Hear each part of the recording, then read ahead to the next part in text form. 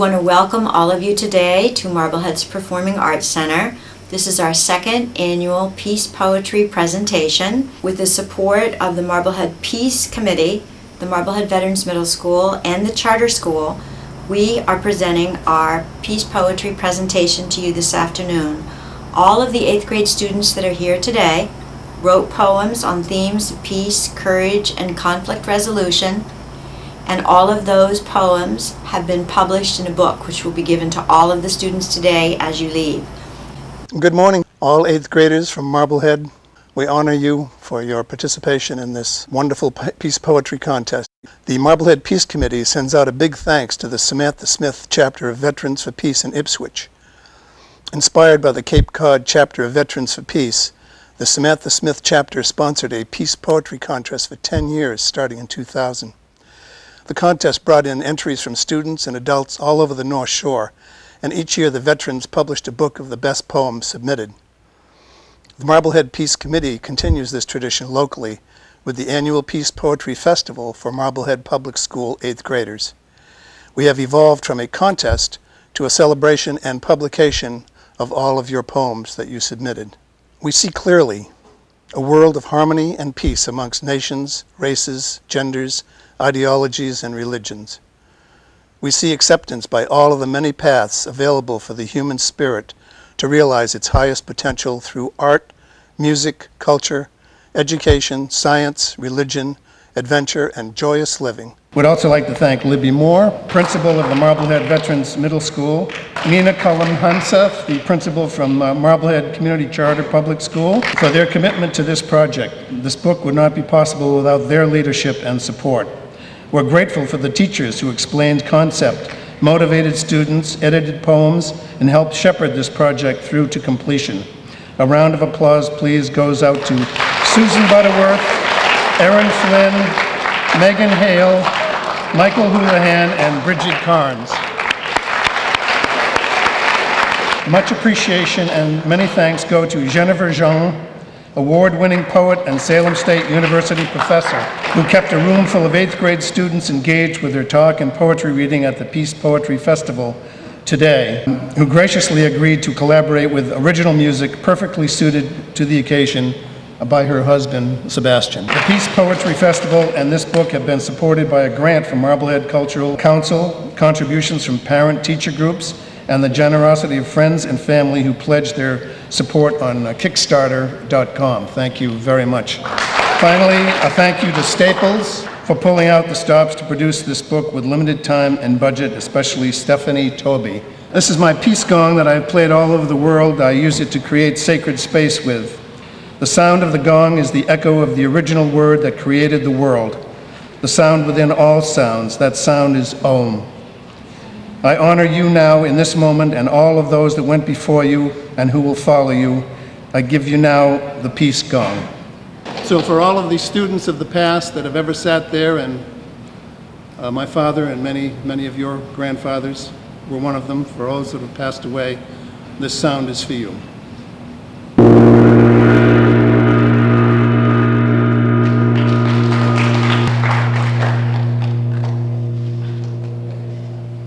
For all of the children and students alive today, this one is for you.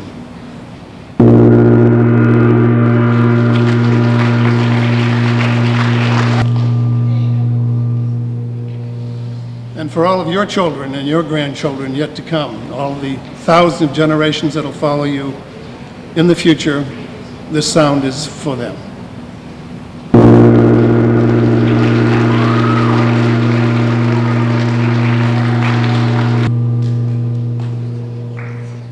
Thank you so much for being here.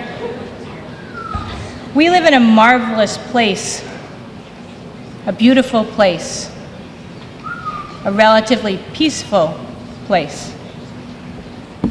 I have nieces and nephews who are in Syria right now. They live in Syria, they're your age.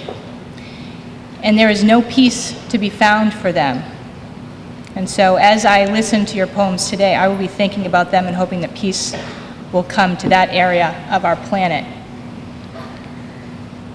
Peace is an intentional act. It's not accidental. It doesn't just happen. We must choose with everything we say, everything we do, every choice we make to create peace. Now, you may think you're only 8th graders and you don't have any power, but you have an extraordinary amount of power. You can bring peace to a friend's day, to a parent's day, to a sibling's day, to a storekeeper's day with an act of kindness, a thank you, a please. All of these tiny things come together to create a better, more peaceful experience for people. And so I congratulate you for the effort that you've invested in these poems. I thank you for the thought, the feeling, the intention that you've invested in them, and I encourage you today to make the world a better place, a more peaceful place, by thinking about what you say, thinking about what you do, and choosing to make peace. Thank you. Good afternoon, everyone. As many of you wrote personal peace poems about what peace means to you, our students did as well, keeping in mind our global theme of conflict and harmony. So we have 5 poets for you from Charter today: Ben Cormier, Leah Postlenik, Maria Ronke, Madison Ballou, and Zach Brown. Peace.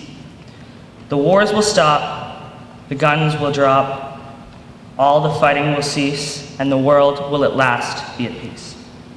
Everyone will gather. We won't be mad, but rather happy as the anger is decreased, and the world will at last be at peace. On that very day, the pain will go astray. We will scream, "We are free, we are free, we are free." On the day, the world will become at peace. Thank you. When I see peace. Peace is represented by 2 pups at play. Peace can be seen in 2 birds on their way. Peace is behind a promise one can keep. Peace seeps from an infant sound asleep. Peace shines in the stars emerging at twilight. Peace warms a room lit by candlelight. Peace melts the soft peaks of creams. Peace is remembered when awoken from dreams. Peace is sounds and feelings of content, a smile or heartfelt compliment. Peace is here. Peace is in nature, in the light breeze, shown in the flowers, seen in the trees. Peace is at the hearth, where orange flames leap, providing warmth which impels one to sleep. Peace is found in water, where ripples expand, as a pebble is dropped from my hand. The sky is peaceful, here birds fly, lights always shine as the day goes by. You can find peace, way deep inside. Hold it close, dear, but don't let it hide. Looking for peace. Every day I look around. I'm looking up, I'm looking down. Why do we not try and make it right? Instead, we sit and watch the fight. A foe and a foe are now friends. New beginnings begin to blend. If only we had one more chance, not to fight, but to sing and dance. We can rejoice with those we hate, with the people against whom we discriminate. Don't stop asking. Like if peace was a blank sheet of paper, yet to be filled with stuff, anything, everything, with whatever. But for now, blank. Externally, just a word, but aren't words created for expression? People say peace is simple. No. Peace is as complex as nothing. Do you know how much not doing it takes to make nothing? People say peace is no wars or conflict. No. Without conflict, there could be no peace, harmony, like dark and light. But those are just symbols created by our need to capture things like good and evil into darkness and light. Iconic, simple, but none of them are. People say peace is a dove holding an olive branch. No, peace isn't something physical. Adapted by us to understand, of course, like life. Who decided life was a question worthy of meaning? People say peace is quiet. No, peace is too original, expressive to ever be quiet, because nothing's quiet if it makes you think. People say everyone attains peace in their lifetime. No. Not in this world, not at all. People say you have to suffer before peace can be attained. No, those same people conduct ceremonies in cemeteries every Tuesday. But some people say peace is immediate, spontaneous. No. Like the paper filling up, at one point you're going to keep turning and turning and turning until there's no more room. Like, yes, life. So stop writing and leave a little space. No. People say peace is ideal. No. Not if you don't want it. Not if hectic lifestyles thrill you and your favorite seat is the edge. What about then? People say it's too late for peace. No. Not in this world. It's never too late for peace. Or cheesy Hallmark cards, like this one. People say you rest in peace. No. Peace is not a bed. But people say, they talk, and in the end, it doesn't matter. Because in the end, everyone wants to know, still and eternally, what is peace? And don't stop asking. Good afternoon, everybody. Today, I have the pleasure of welcoming 5 Green Team students to present their poems. It was a hard choice. We narrowed it down. It took a couple of days, had help of my colleagues to try to figure out who was going to read today. So this is a culminating exercise that we do after studying To Kill a Mockingbird and learning about the intolerance and the studying of the Holocaust, which we're in the midst of right now.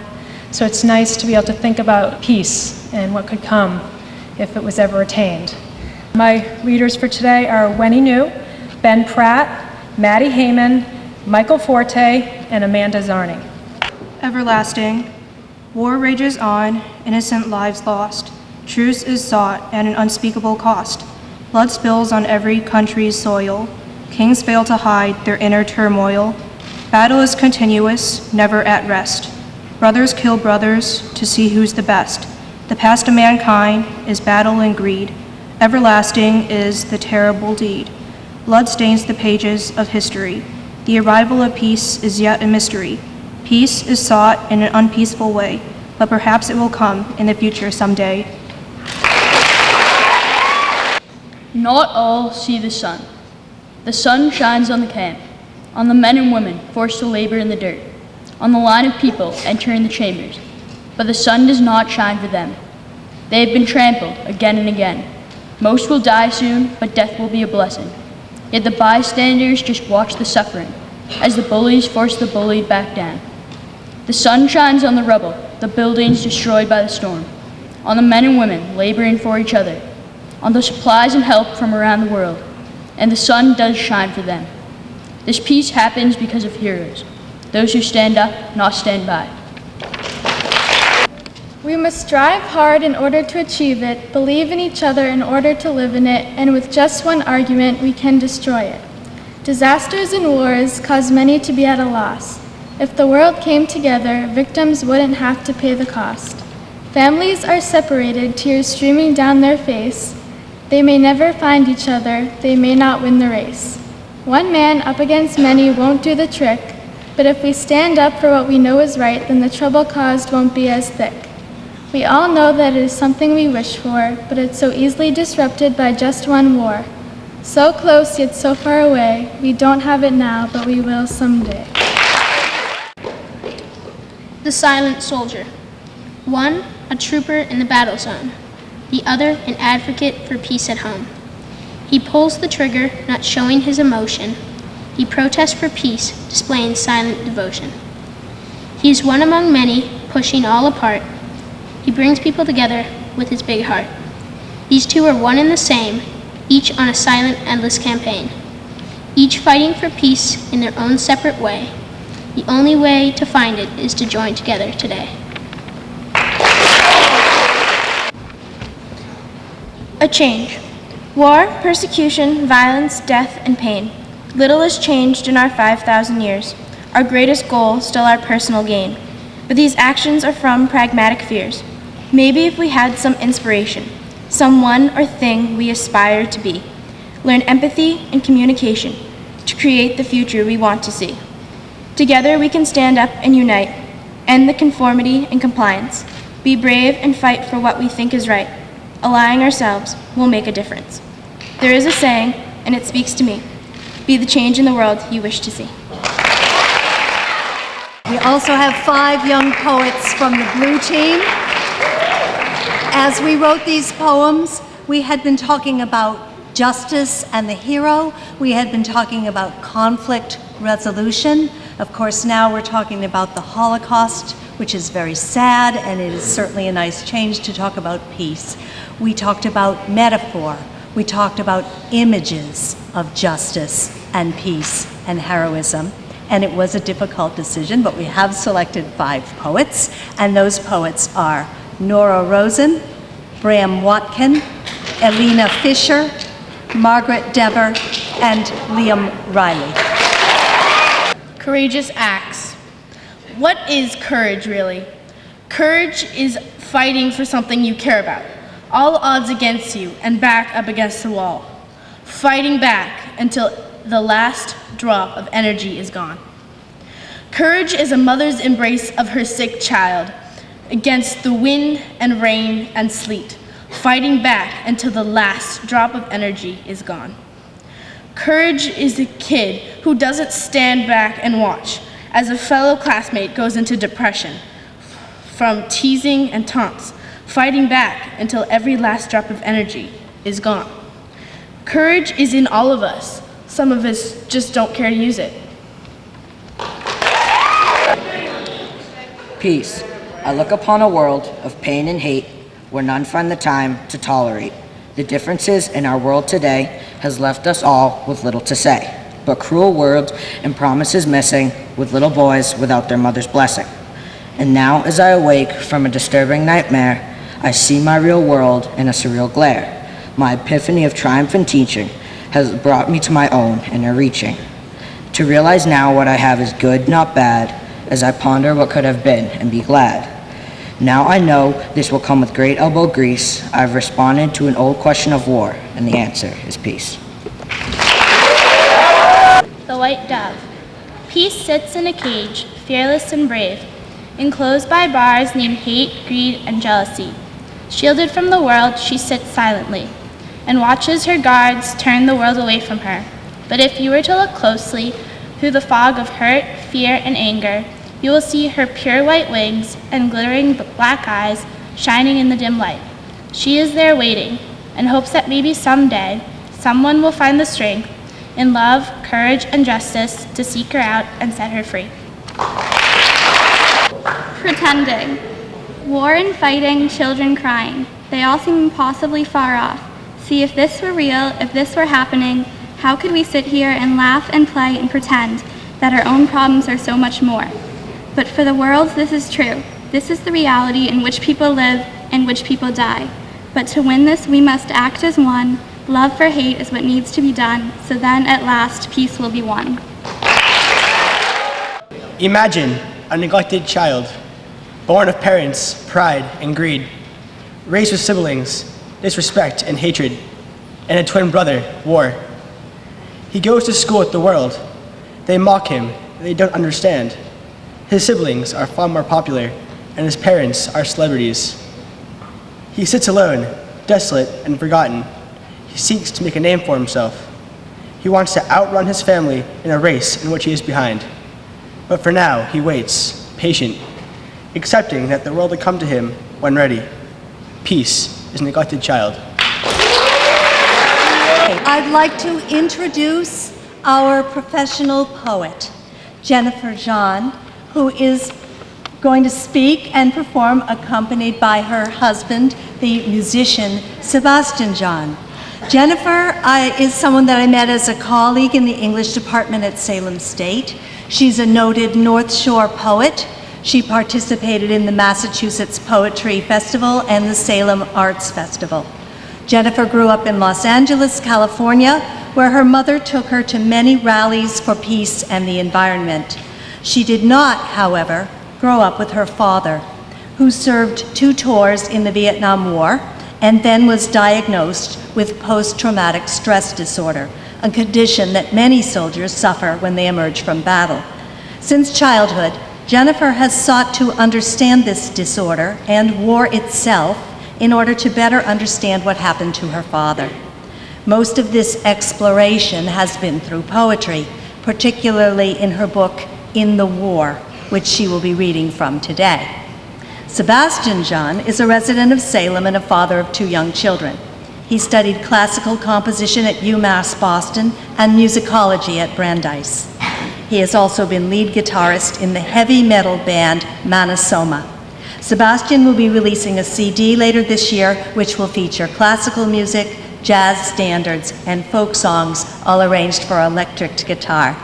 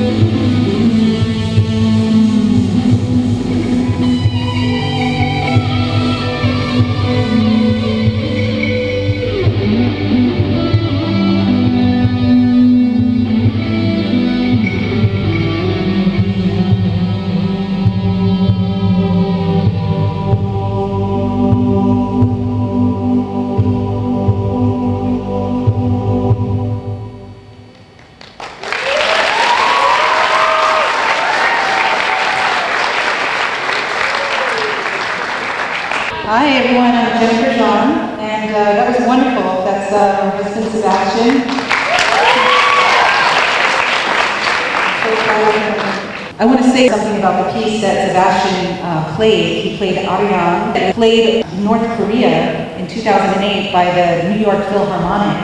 And at that time, and still even now, North Korea is virtually an enemy of the United States.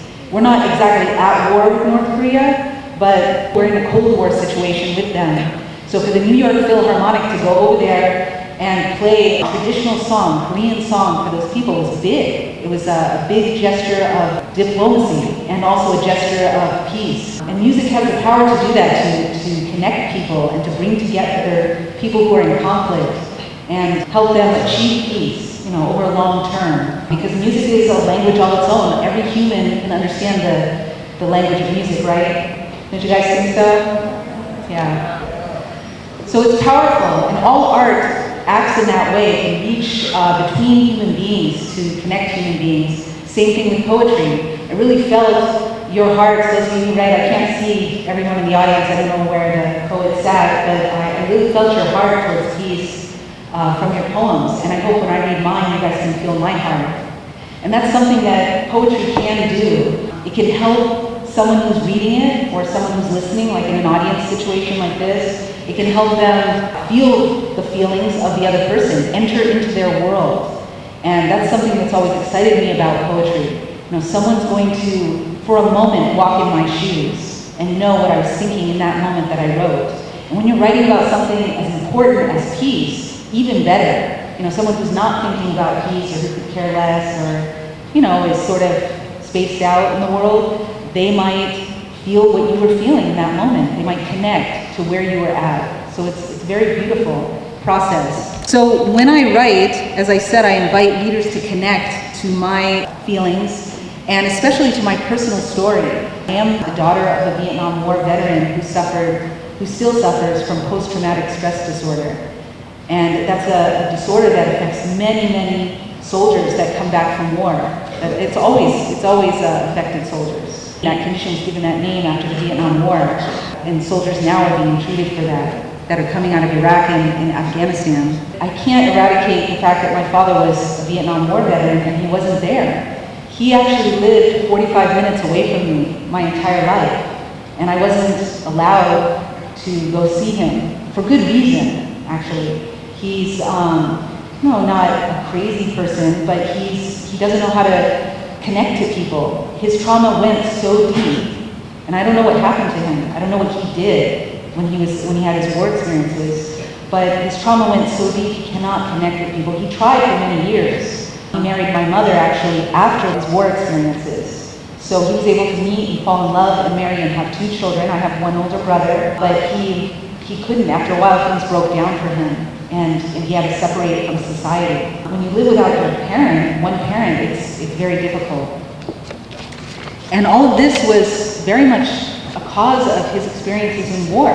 So when I think of the absence of my father, I think about the war. I think about how war takes husbands from their wives, and how it takes fathers from their children, and it takes brothers from their siblings, and sons from their mothers. That's what war can do. And that's something that we don't always think about. We think about, maybe in abstract terms, like, oh, it's bad. Because we all know killing bad, right? That's obvious.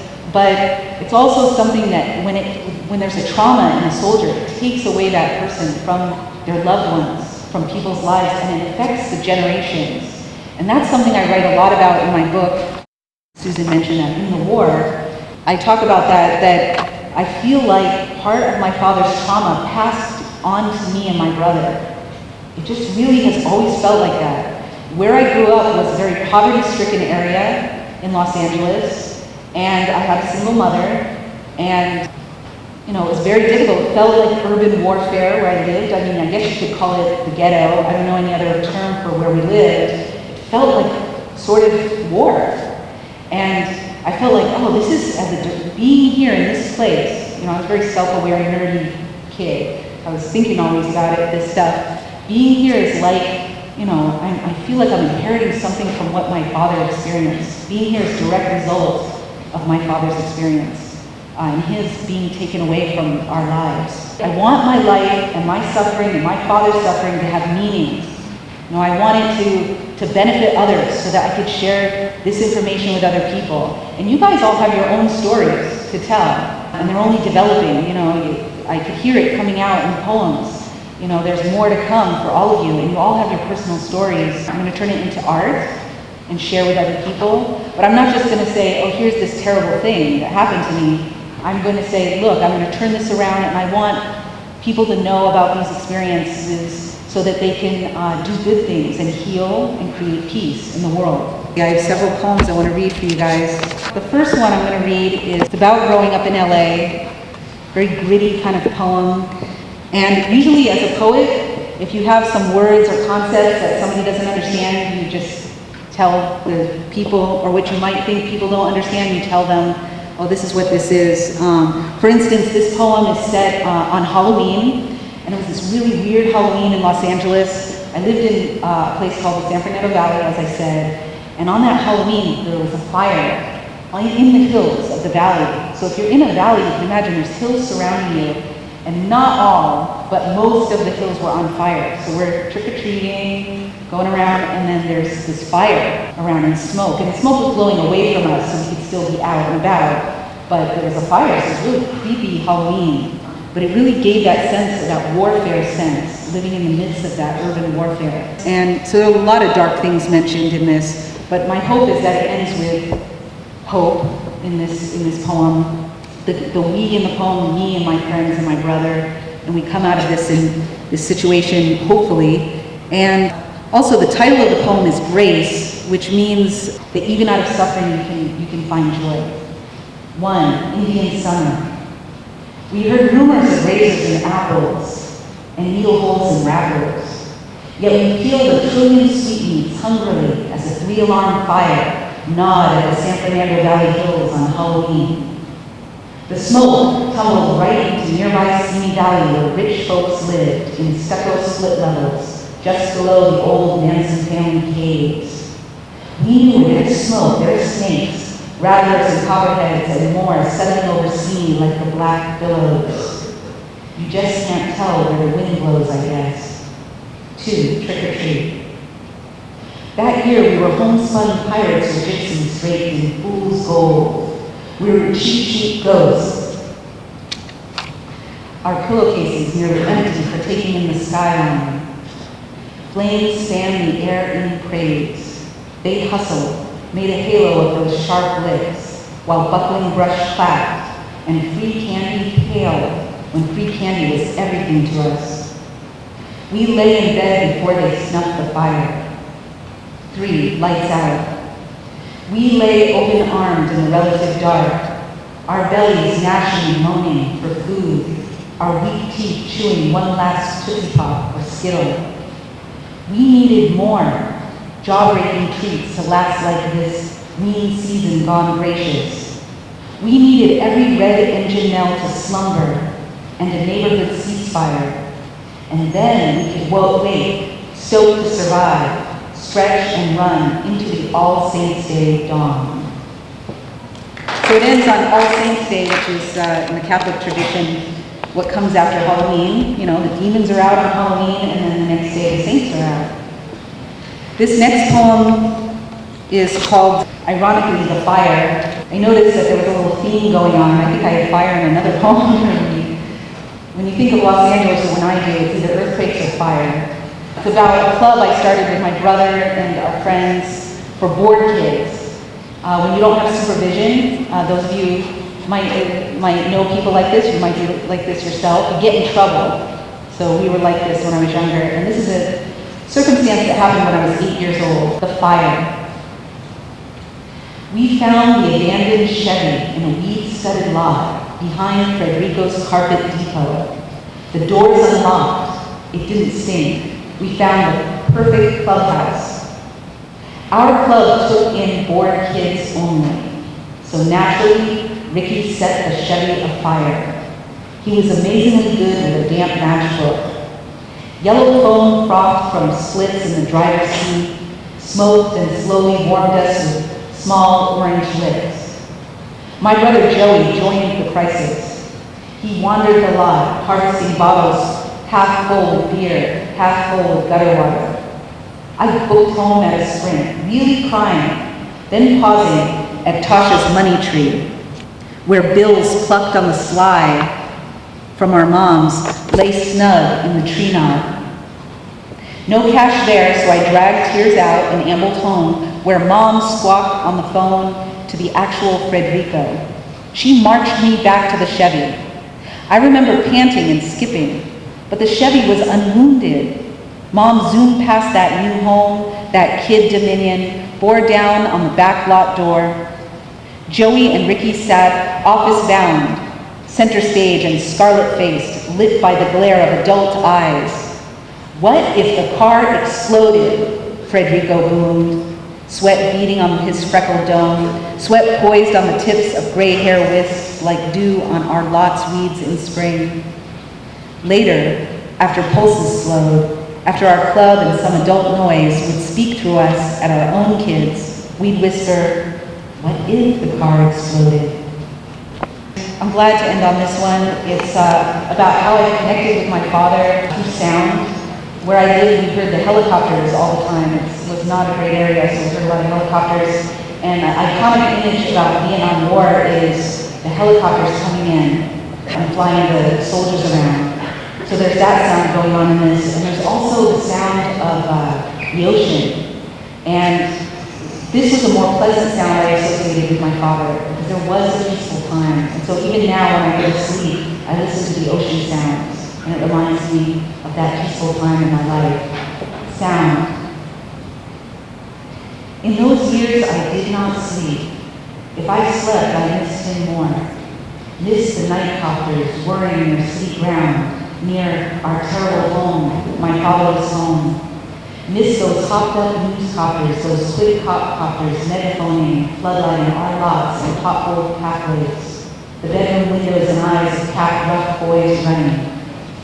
I know enough to know my soldier father lay awake in a humid, numb night under this same fast pack of air, years before I was born, under a wicketchop, with the same upchucked gut, swallowing hard against the acid, sweat pooling in the pits, sliding down the slight spine. In our own time, yet together, we wondered who by morning would be left, and what does it matter? We'd both wait, deadish, and he'd wander away the rest of his days like Cain, in and out of VA hospitals. I'd spend the rest of my days coming alive, shaking him off, and how his war story led to my story, how his terror led to my terror. How we were one on a single front line, all the people along that front line, at war across time. Yet with the sound, with that constant copter chop, I learned it is possible to reach each other, to reach back to vanquished fathers, to allow maybe ocean sounds, even fake ones, to ease me into sound sleep, and so catch him on another same night, maybe a whole night or moment, when as a baby, I lay in an open dresser drawer, half a block from Venice Beach, where, after warring, weary with sun and tacos and beer and loving my mother, he sighed in a soft bed, at home, at peace. Thank you so much. Thank you, Jennifer and Sebastian. You sort of introduced us to another world that we're not often in. It's wonderful to have you do that. I also want to thank the students who shared their poems and clearly allowed all of us to see that after a year of being introduced to some really heavy topics, to the English books we read and the social studies discussions as we ran through the crises throughout the world, and we end this day with peace poems that give us all hope, and as Nina said, the intention to do good. I also want to take a minute to say that the Marblehead Peace Committee that has put this together for us, it's nice to open our doors to people who care so much about us, who don't have children in our school, who still come and give of your love and your time and model in us the commitment that you have. I can't introduce all of